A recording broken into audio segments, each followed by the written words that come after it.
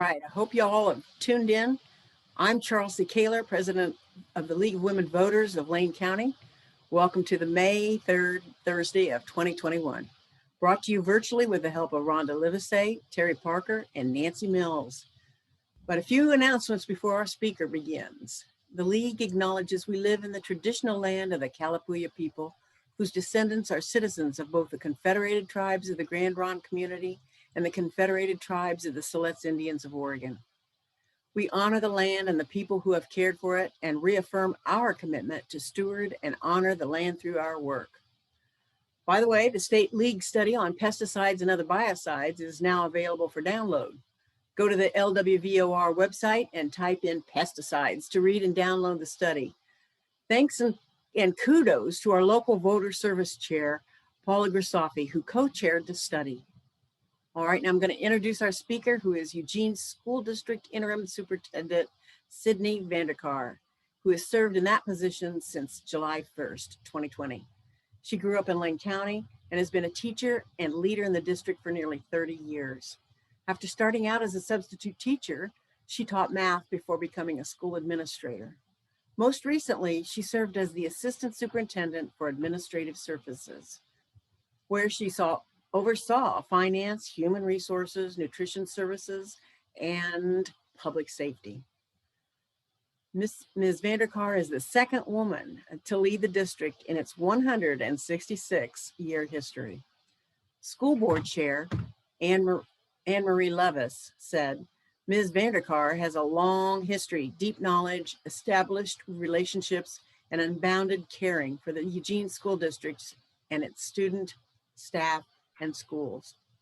Her experience as a teacher, principal, director, and assistant superintendent prepares her well for this job, as the district has had to pivot through the changing COVID landscape and prepare for the changes coming as we emerge from pandemic. Okay, after her presentation, we'll have time for some questions. You can begin to ask now via Q&A, and we'll save them for later. Ms. Vandercar, we are honored to have you with us today. Thank you, and you're up. Thank you so much for the invitation to be here. I appreciate it very much. Good afternoon, everyone. I'm Cydney Vandercar, and I'm the Interim Superintendent of Eugene School District 4J, serving our community's 16,000 students in 32 schools. Thank you for inviting me to speak with you today. And this year, when we've been all apart, it's a pleasure to see and talk to community members interested in what is happening in our local public schools. As only the second woman, as you already said, to serve as superintendent of our area's largest school district, it is an honor to speak to the League of Women Voters. As you know, your organization was first formed to help women take a larger role in public affairs after we won the right to vote more than 100 years ago. And you still do so much important work today, and that means a lot to me. I'm here today to tell you that the kids are all right. The pandemic has reshaped our school days, our community activities, and our whole lives. We expect it will continue to have impacts on our students, families, and schools in the years to come. But right now, we are at a very hopeful point, starting to turn the tide, bringing our students back to schools, helping our school communities get vaccinated, and looking to the future. The kids are all right, and we are hard at work to make sure that they will be all right. Our youth are resilient, our community is resilient, and our schools are working to provide the supports our students will need as our community emerges from the pandemic. But they will need those supports. This has been an exceptionally challenging year. It's been a hard year for our families, our schools, our community, our nation, and our world. One day last March, our 16,000 students left school for what we all thought was a long weekend before the start of spring term. But most of them didn't step foot through the school doors again for more than a year. Oregon closed school buildings across the state in March 2020, and we started learning how to work and teach and socialize from a distance. A whole year went by with our schools mostly empty, while some staff worked on site and other staff Zoomed to connect with students and one another. Some of our staff took on new roles and tasks while waiting for our kids to come back to classrooms. But I like to stop and think of how much we've accomplished this last year. When this all started more than a year ago, who knew where we'd be today? Who knew how much we'd learn? How many new ways we'd find to bring things we've always done face to face, even if we still sometimes forget to turn off our mute button. Wait, am I unmuted? Yes, I am. 4J started the school year in September, focused on making sure teachers were ready to teach at a distance and making sure students were ready to learn from home while we were all choking on the thick smoke from the Mackenzie wildfire. That sure seems like a long time ago now, those days of purple air quality alerts and thick smoky air, but it was just 8 months back. We got technology into the hands of every student for learning at home, distributing laptops and iPads to every single 4J student. We worked hard to make sure all students had internet access for learning online. For some students, that meant providing free cable internet for the year. For hundreds of households, we provided free mobile hotspots. And for a small number of students who are unhoused or live in internet deserts, accessing online learning meant they needed to come in for supervised online access in a mostly empty school building. We made sure our kids wouldn't go hungry. 4J hit the ground running and started handing out free meals for youth the very first day Oregon schools were closed last March.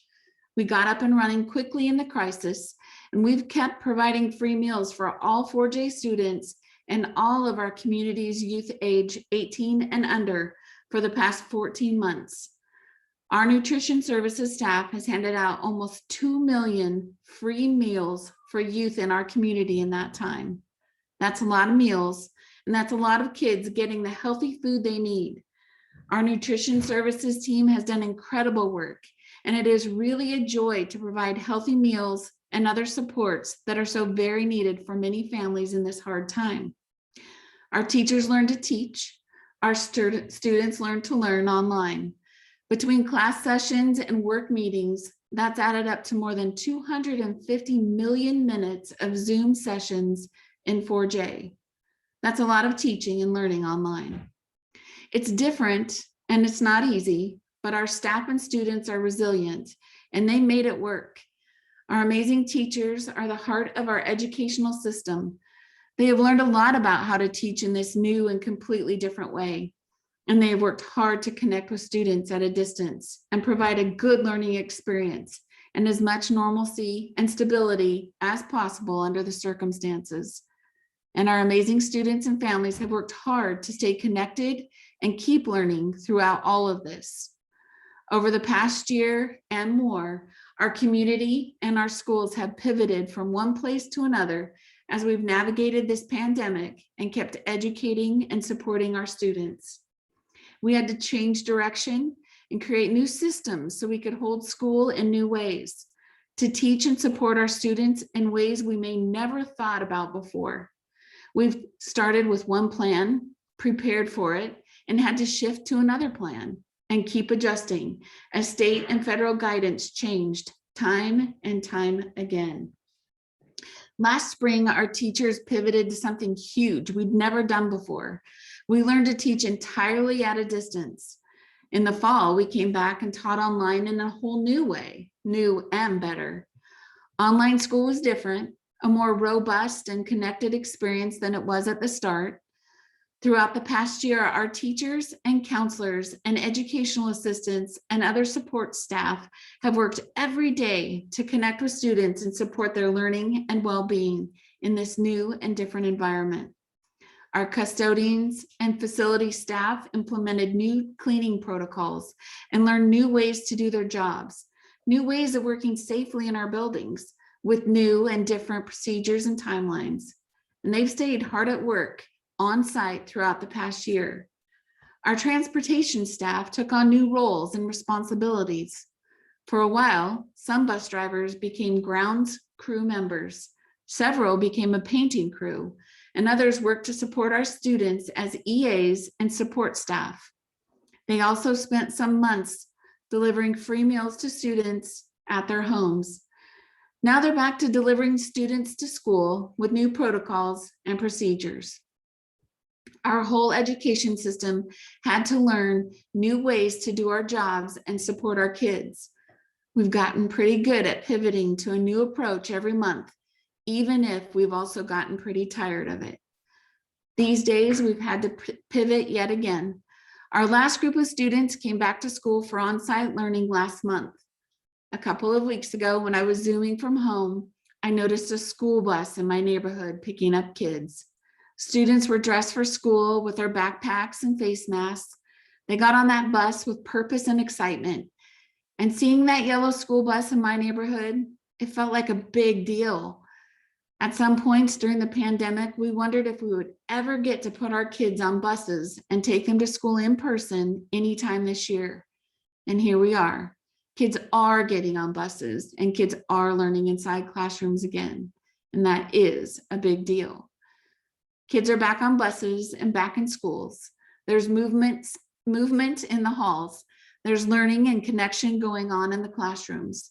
Our playgrounds are busy with students at play. Our gyms, tracks, and fields are bustling with high school sports. Our schools shine when teachers and staff are engaging with students, and it is wonderful to have that happening face-to-face. Teaching and learning and caring and connection are happening in person, on site, in our schools. That is the core of our work, and it is wonderful. I've heard from students how excited they are to be back in their classrooms. I've heard from parents who are so happy that their students can be back in school on site.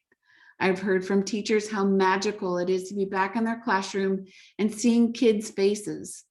I also hear from students, parents, and staff who are concerned about reopening too quickly and want to be sure that we still have options for continuing school at a distance.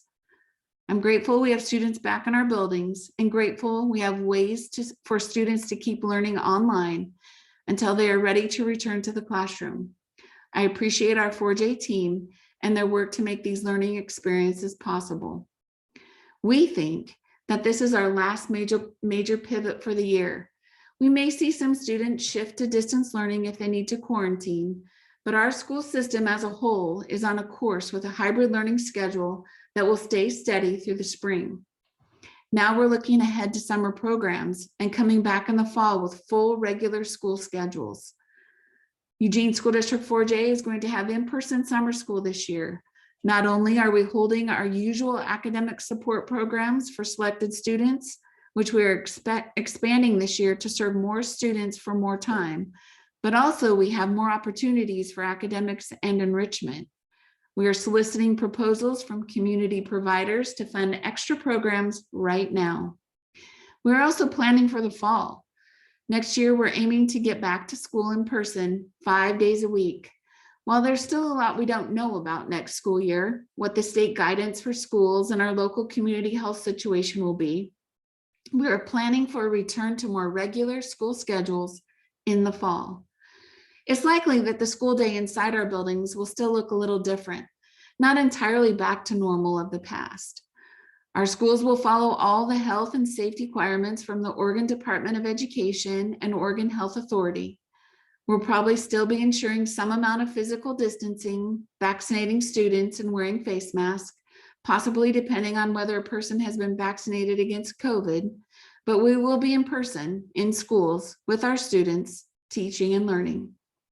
We don't know yet what the guidance will be several months from now, but we are prepared to adjust to changes.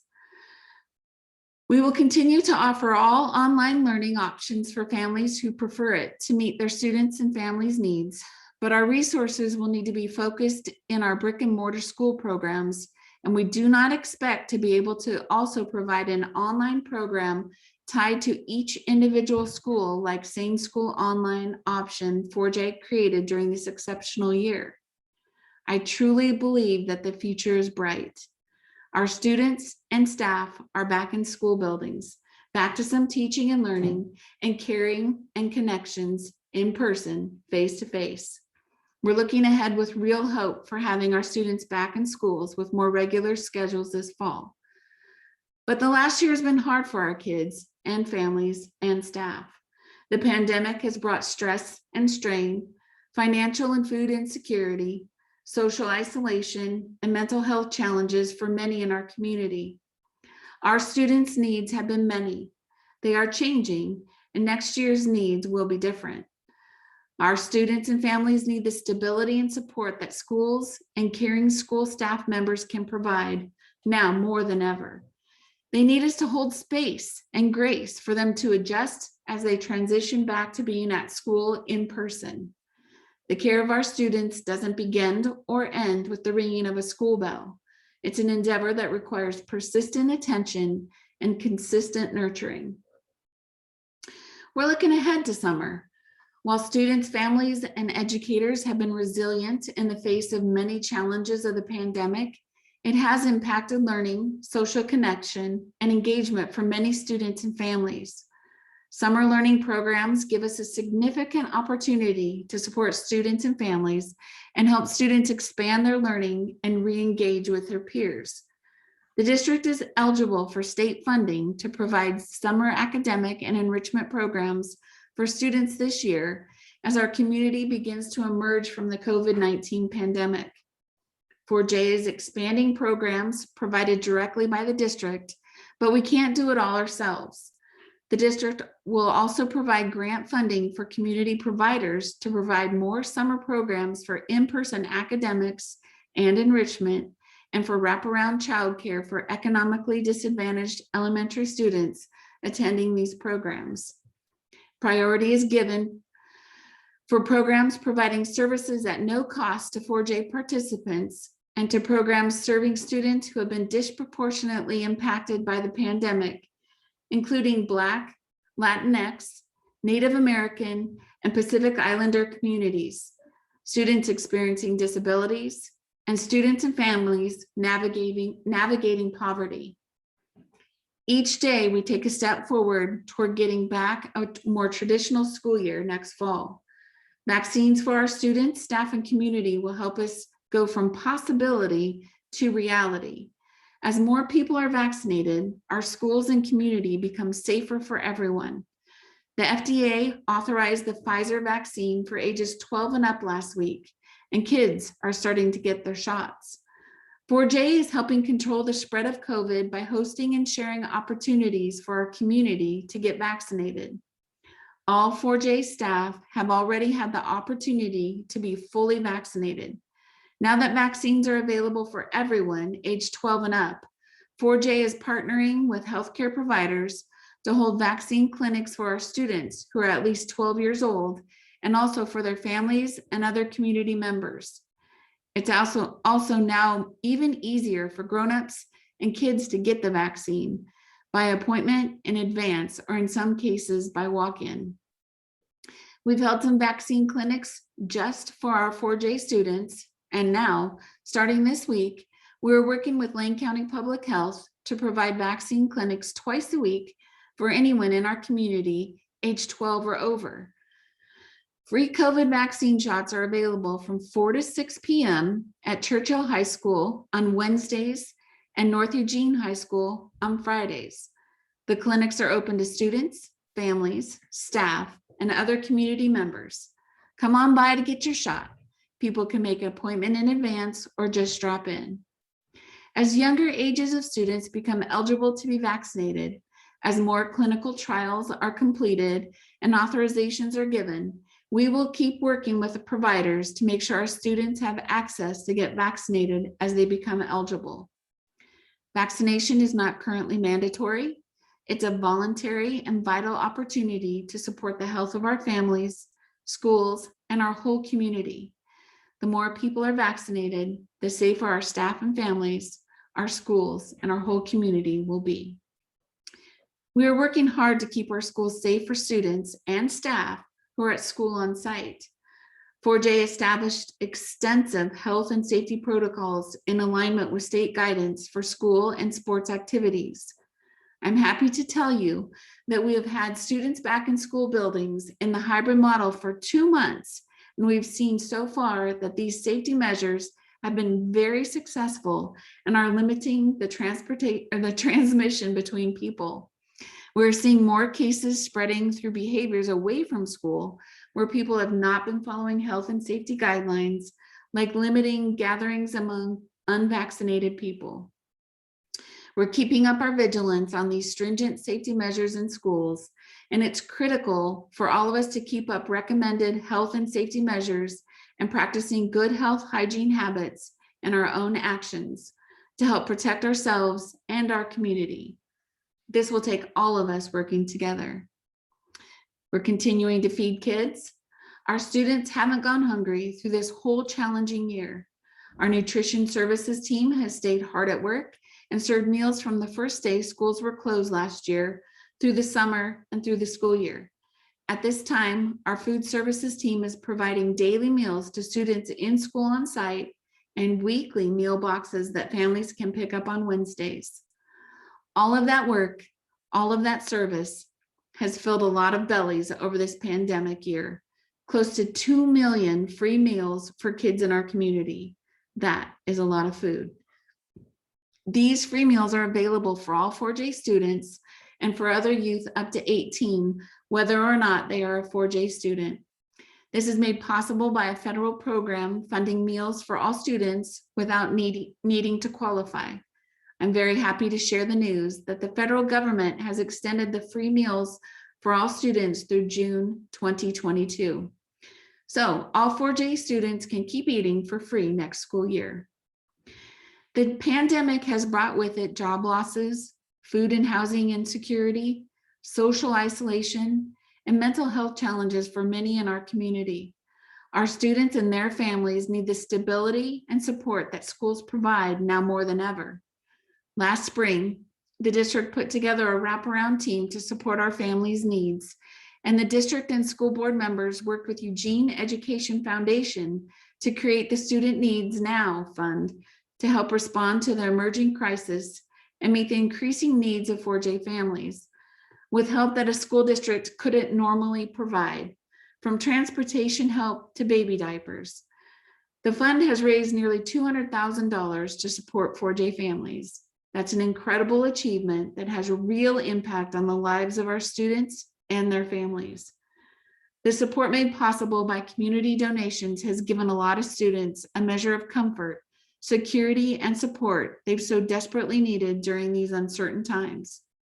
This critical support has let 4J's wraparound team provide more than 100 low-income 4J families a weekly food box, clothing, essential household items, learning materials for their students, and just as important in these times of isolation, a support network of caring people keeping families connected to their school communities.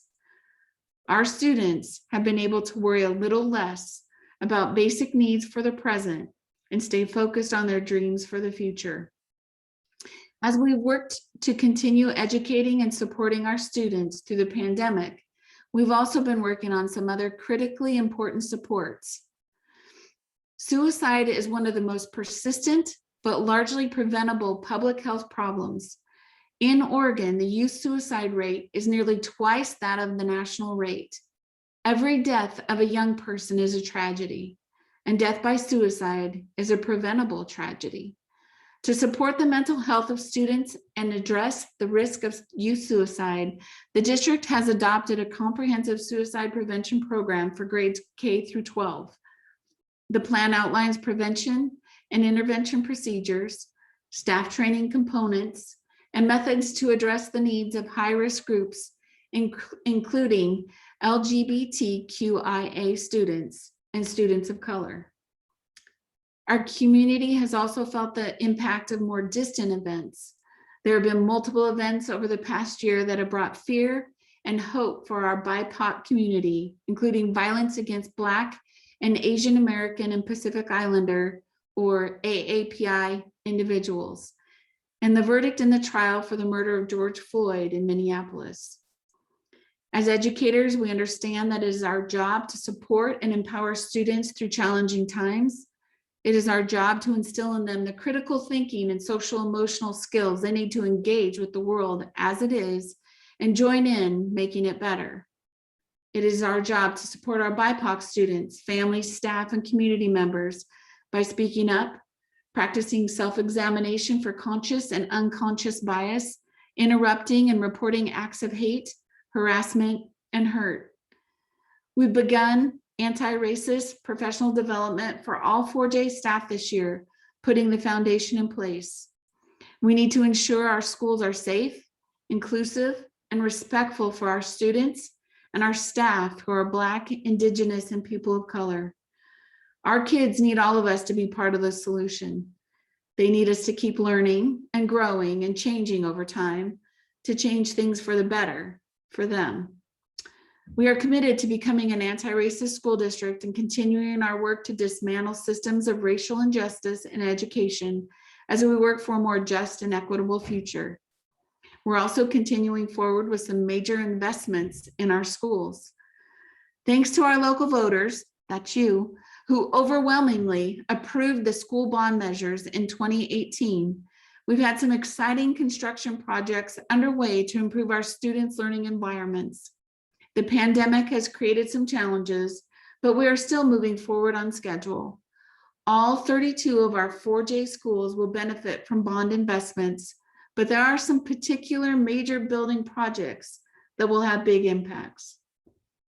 North Eugene High School will have a new high school building, the first built in our area in more than 50 years.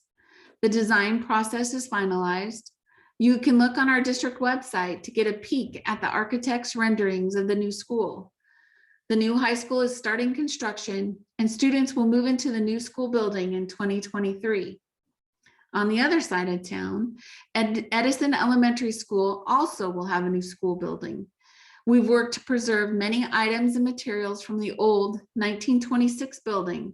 The old building was removed this winter and construction of the new building is underway. The new school will open in fall 2022. One more elementary school building will be replaced. Camas Ridge Elementary School will have a new school building opening in 2024. The design process is underway. A virtual design open house will be held next Wednesday for families, neighbors, and community members to get a look at the initial school design, talk with the architects, ask questions, and share their feedback. Please join us if this is something you're interested in. Gillum Elementary School on the northeast side of town is being expanded to accommodate more students in that growing area with more classrooms and a gym addition to be completed in 2022. And across the district, you'll see work to improve the equity of our athletic facilities for girls and boys teams starting last summer. A new softball field was finalized at North Eugene High School this winter, and softball upgrades at Sheldon, South, and Churchill are either underway or completed. All of this and more is made possible by the bond measure, and I want to thank all of the voters for their support of these improvements for our local public schools. The Student Success Act continues to be a promised investment in schools now and in the years to come. The budget for the coming year includes more funding from the Student Success Act, so we can move forward with more of the investments to support our student success that were planned with extensive community input last year. 2 years ago, in spring 2019, the Oregon legislature passed the Student Success Act, a new corporate activity tax to provide a historic and much needed investment in K-12 schools. Each school district was asked to develop a plan for how to invest these funds to increase academic achievement, close gaps between groups of students, and meet students' mental and behavioral health needs, with a particular focus on improving outcomes for historically underserved groups of students. Eugene School District 4J and staff, families, and community members to engage in identifying needs, desired improvements, and potential investments to best support student success. The plan we developed was approved last March, just as the pandemic was closing down schools and activities across the state. And it was a great plan. Because of the pandemic, the initial funding was not up to our original expectation, but it's coming. The major components of 4J's investment plan include improving reading skills by 3rd grade with comprehensive programs to improve students' reading, reducing class sizes in the youngest elementary grades and middle school core classes, providing a full day of classes for all high school students supported by high school success funds, increasing access and inclusion for students experiencing disabilities with a pilot program of a Learning for All model, increasing supports for mental health, behavior, and social emotional learning by hiring school psychologists, elementary student behavior support coordinators, middle school behavioral educational assistants, and a behavioral consultant. Creating regional wraparound support teams, including mental health supports, social workers, and nurses to support students experiencing crisis, chronic absenteeism, or social and emotional problems that require care. Supporting emergent bilingual students who are learning English as a second language, enhancing services for Native American students with support from the Natives program that provides tutoring, summer camp, and cultural programming to improve Native American students' attendance, achievement, and high school graduation rates. Expanding 4J's best after-school program to more elementary schools with a large number of economically disadvantaged students. Providing summer school access to all eligible elementary school students, and expanding middle school students' summer learning opportunities. The original estimates were that Eugene School District 4J would receive more than $12 million per year in new funding, about a 5% increase in the district's general fund budget starting this school year. But last year, the legislature scaled back funding because of the pandemic's impact on state revenue. We have scaled back our plans to match the funding and can implement more of them as funding increases to the expected amount. Whenever and however much funding is received, we are ready to put it to good use to improve school services for our students with the greatest needs. 4J also expects to receive one-time funding from the federal government that can be used now and over the next 2 years.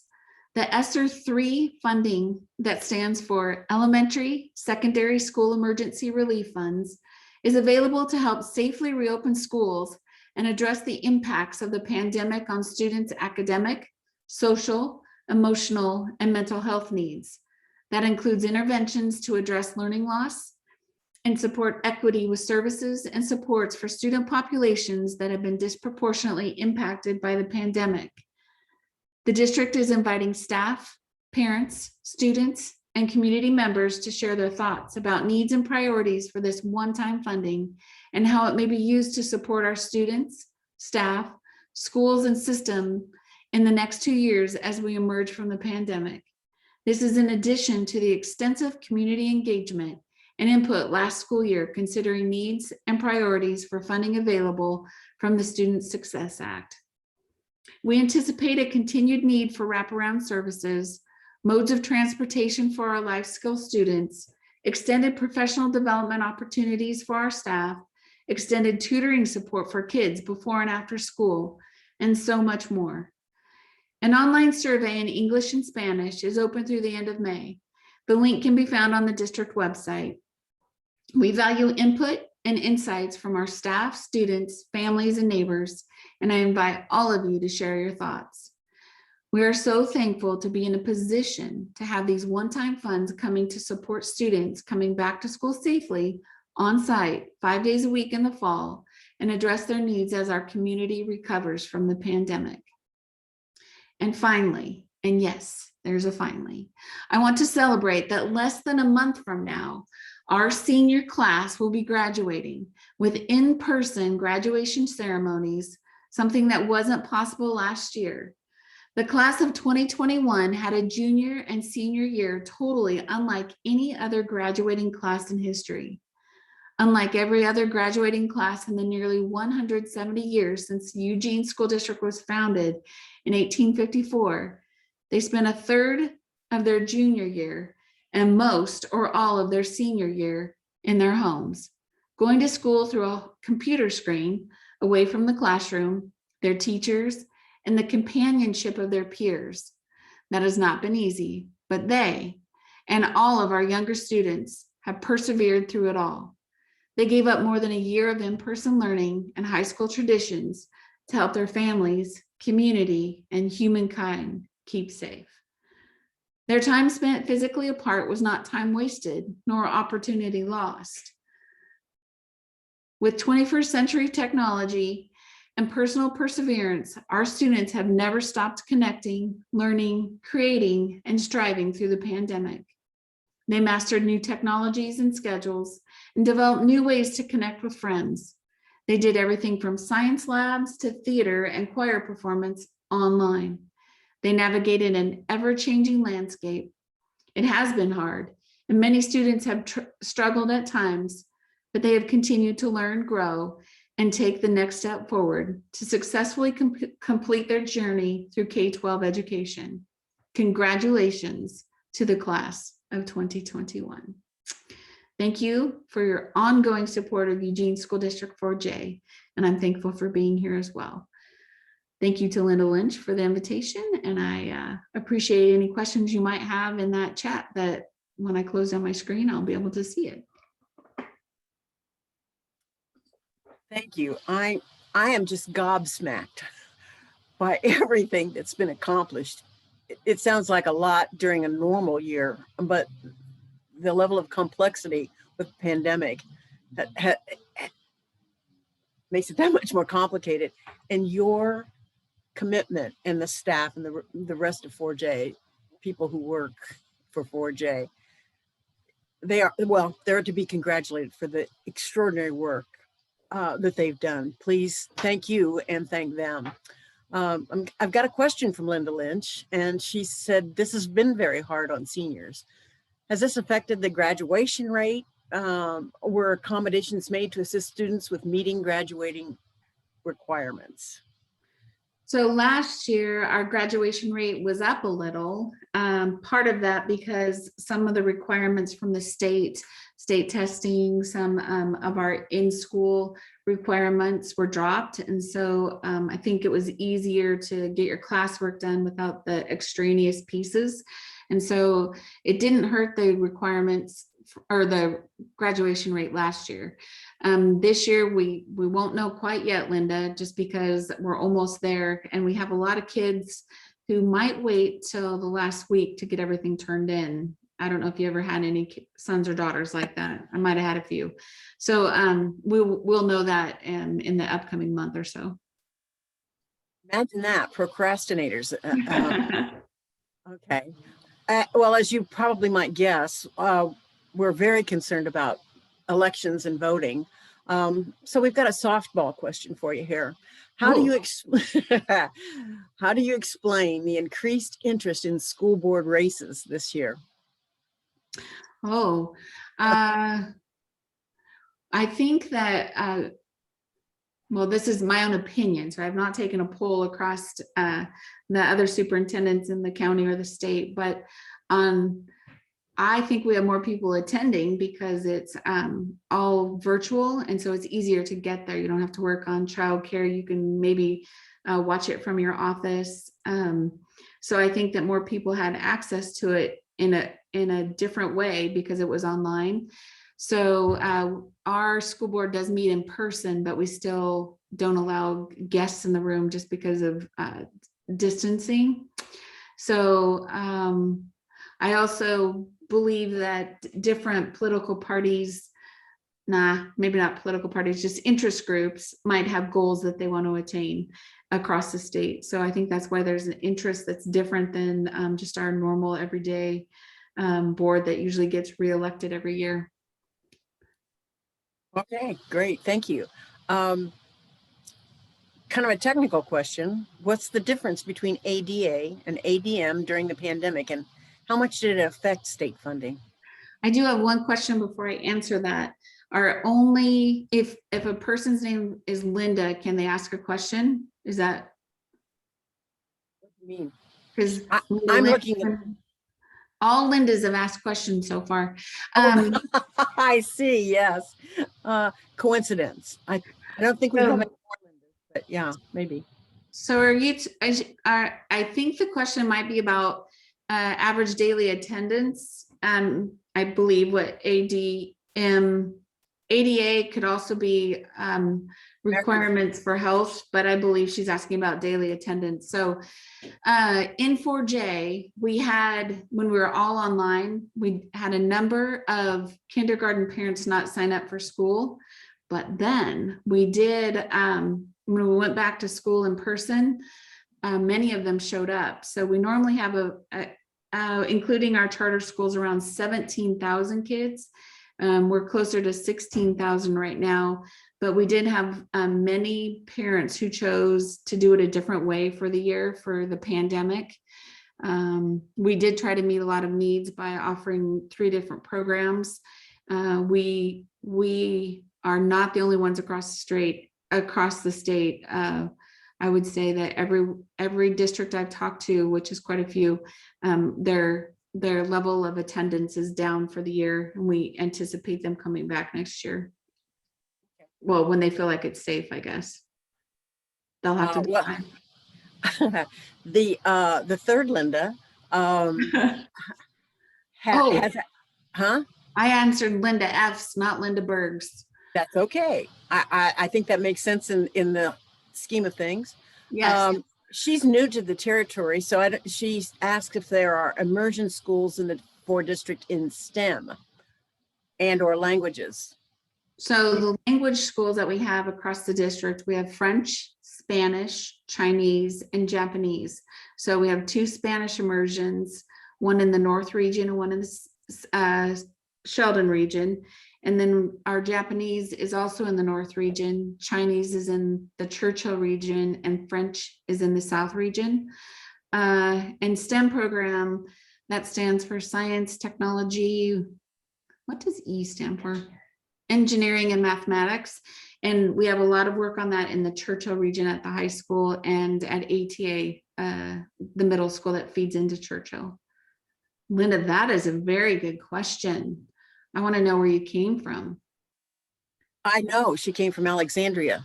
Oh, yeah.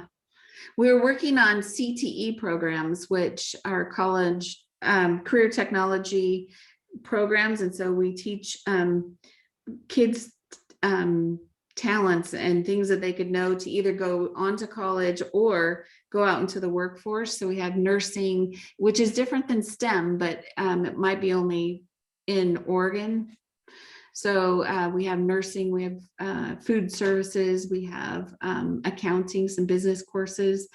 But my favorite one that's coming is we hope to start building small houses for unhoused families, but we're starting with working with the buildings that were burnt down in the McKinsey fire and helping them by building small storage sheds so they have places to keep their tools while they come back on the weekends to rebuild. So we're starting small, but hoping to build a big program. So you didn't ask about that, but I'm excited. That addresses another question. It says college education has been seen as the ticket to success for students, but for many students, this is not an appropriate route. What is the role of 4J in preparing students for futures that don't involve college, and what changes need to be made? Well, you've mentioned a few. Are there more? So what we're trying to do is create avenues for kids to choose. So you could choose to go the college route, but you can still take the CTE courses, so the career technology courses, and which means that we would connect you with a business perhaps that would hire you straight out of high school.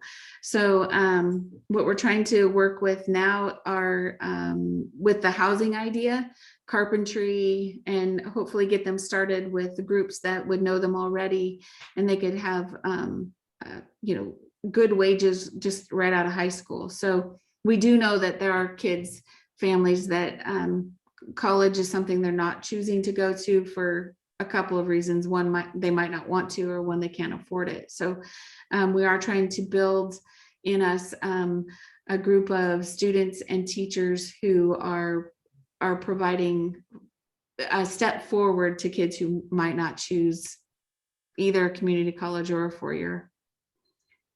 That makes a lot of sense.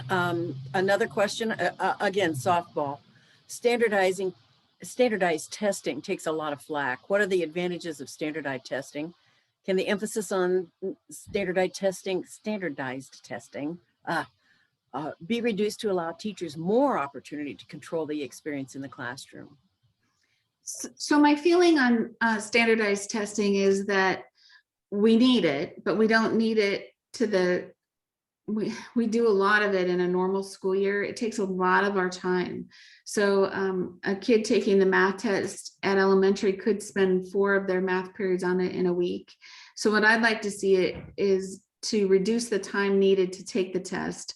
But what it values is that we are teaching kids across the district similarly. Like I am reading the book Becoming by Michelle Obama.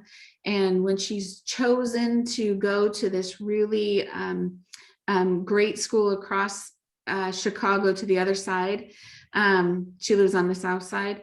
As she's riding the bus the first day, she wonders if what she learned at her school is good enough. Like, is it the same as what the other kids are learning? And when she gets there, will she know as much, and will she be smart there? It shouldn't matter which school you go to in 4J. You should feel like when you leave that school, you got the same education as someone from across town. And it shouldn't matter which school it is.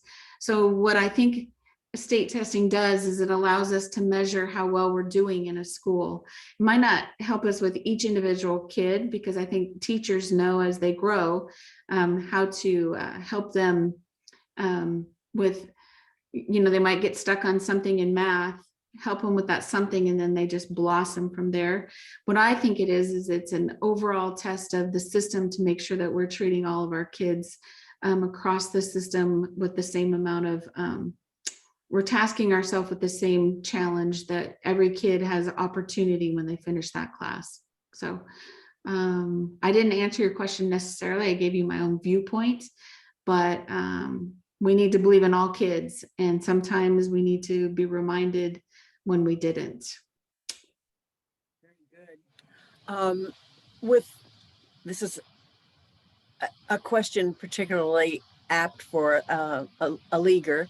Will civic subjects be given more emphasis in the middle school, high school curriculum, given our lack of knowledge, or given some people's lack of knowledge prevalent today about our government functioning? So Oregon Department of Education has given us new guidelines for our social studies programs, and it'll beef up social studies in middle and high school, and civics has always been part of it. In some cases, though, an elective, so some kids choose not to take it. So when we realign it, you guys should be really loud and proud at the board meetings and say civics needs to be a big deal. Well, thanks for that advice. I think you'll probably be hearing more from some us of you henceforth coming in the coming future. There are 2 questions sort of related. While this isn't a year we want to repeat, what are the silver linings from this year? I think it moved us. We now don't have to have a single snow day, because every kid has electronics, and we can teach from anywhere, and we can learn from anywhere. So while that doesn't seem like a lot, it is. When we had the day where we closed down for 5 days and then had to go into the summer, and it was crazy hot and it was horrible. I think now we can do it. Like, we can have something weird happen and still be able to teach and learn.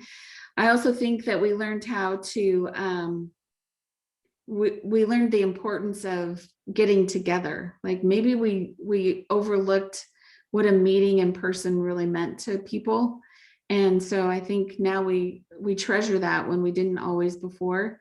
And someday we'll be able to eat together, and that's been really hard, because I think people sometimes relax a little when they're eating, and we can get to know people on a personal level.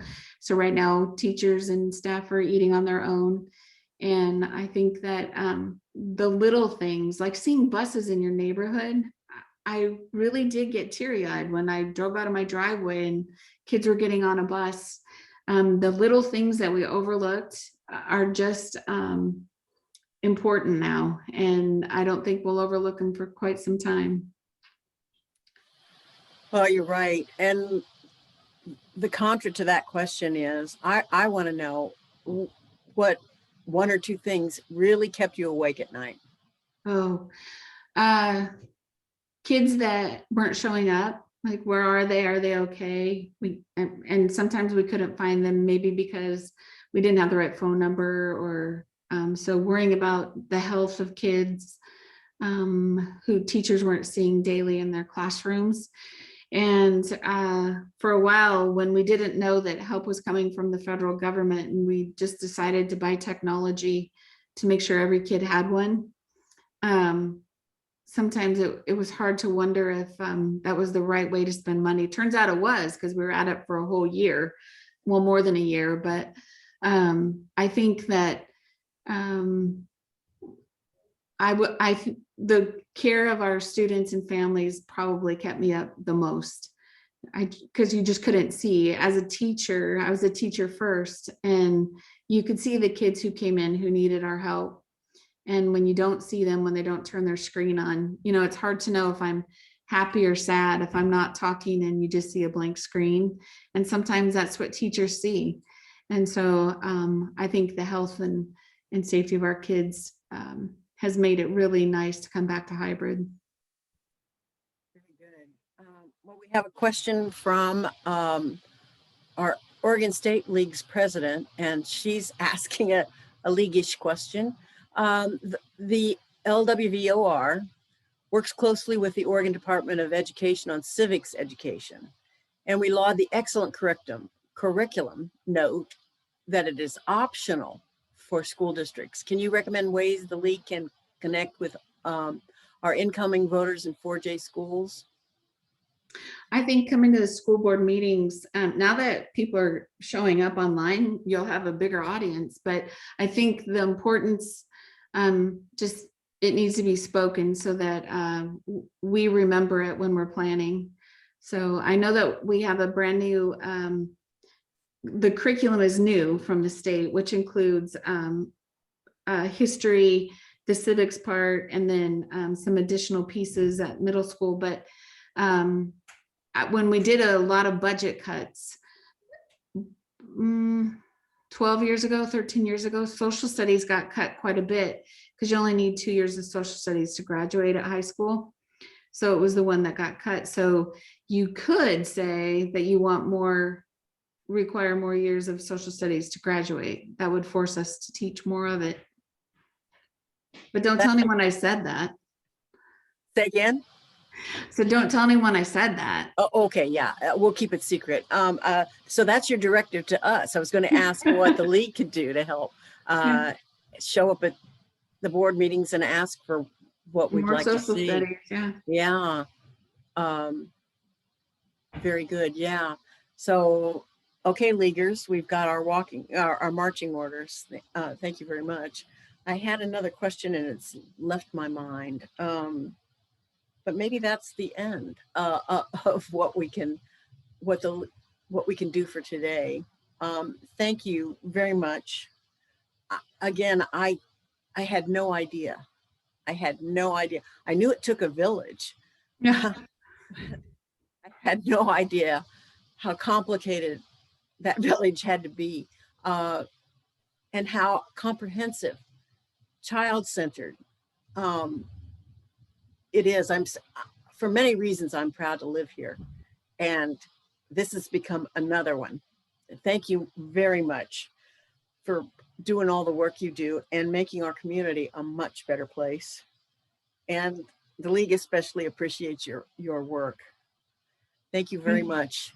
And I do want to thank Linda Lynch, top one, for her tenacity in catching me. I know that I'm extremely busy and I get a lot of emails, so she had to work at it. And I just want to say thank you, because this is important to reach out to you, because I do know that some of your members volunteer a lot when we finally get volunteers back in schools, and I appreciate that. So we get a lot of movement with volunteers that others just don't have time with individual kids. And I want to say thanks for all the work that you do for us. We're glad to do it. Most of us are parents, and many have been educators. So we have a real deep appreciation for what you do. And when we see you need more guidance, we'll be free to give it to you. Thank you for this excellent presentation. You're welcome. We so appreciate it. And Thank you. Oh, go ahead. I have a few more announcements, but Okay. hang in there if you want. Okay. Our next third Thursday will be in the fall, in September, at the kickoff of our new year to make Lane County a more perfect democracy.